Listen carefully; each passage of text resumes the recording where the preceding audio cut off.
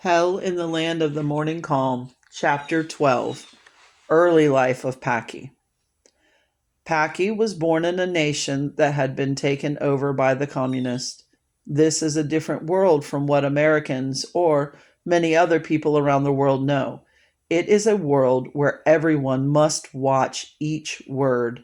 The villagers were trained to inform on each other in the event anything was done or said against the state. Many of the freedoms that you and I take for granted, Packy never knew. Packy's mother and father were militant Christians, in spite of the danger of being informed on by some fellow citizens seeking to find favor in the sight of the communist rulers. This very thing did happen and is still happening in communist countries.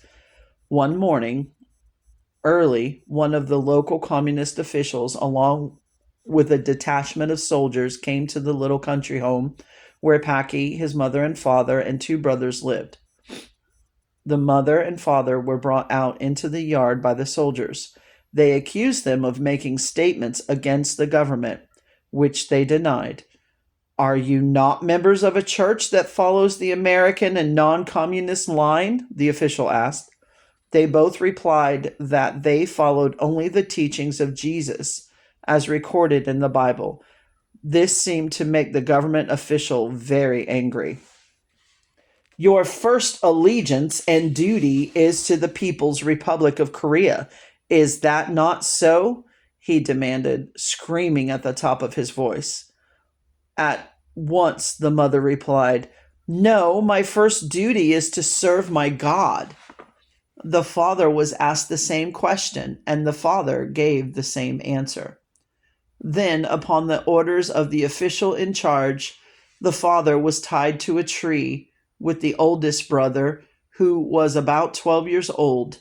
Little Packy, about 4 years old at the time, sat on a stump in front of the house, very scared and bewildered by what was going on. They proceeded to beat the father and eldest son and call on them to denounce their faith in God and pledge their first support to the government.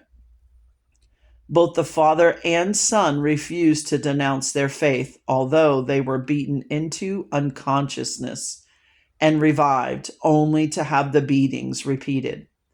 After several hours of this, the communists left, telling the family they would return and that their allegiance had better changed by then. Rising very early, Packy's family decided to move to another village several miles from their home. However, they were too late. As they were packing a few items to take along, the communist official arrived again with the soldiers. Again, the father and son were tied to trees, and after being beaten again, they refused to deny their faith, just as before. Then the mother was raped repeatedly by the soldiers. When they were through with her, she was tied to a tree and slowly, methodically skinned alive, all the while begging her husband and sons not to give in, not to deny the Lord. The father was again asked to acknowledge the state as the supreme power. Once again, the father said he was willing to do whatever the state required of him, but would not give anyone or anything first place over his God. At this point, the communist official went into a rage and, taking a knife from one of the soldiers, he ripped open the stomach of the mother. Without another word, he took a pistol from the officer of the group and shot the father and oldest son through the head. The 9-year-old son started to run, whereupon he was shot by one of the soldiers. They either forgot about Packy or did not consider it important to get him. He had been hiding in a large jar used to make kimchi, the national food of Korea. You can imagine the effect that all this had on a 4-year-old boy. The soldiers and the communist official left, and Packy climbed out of the jar. He spent several hours among the blood splattered bodies of his family, not knowing what to do. Some hours later, a friend and fellow Christian slipped in, found Packy, and took him to the home of an aunt some miles away who was also a Christian. She took him in, but had to be very careful not to cause anyone to start asking questions about the child. And as a result, Packy was kept out of sight as much as possible. This, of course, created a complex in the little guy.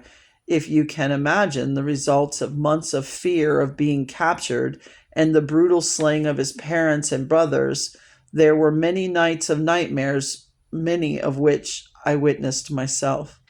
This was not to be the last time Packy was to see loved ones beaten by the communists.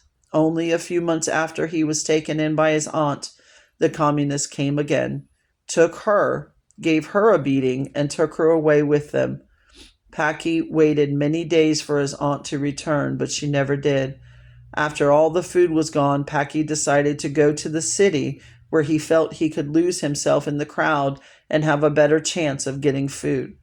So Packy made his way to the capital city of North Korea and was taken in by one of the beggar boy gangs who stole, begged, or did whatever they could to get along.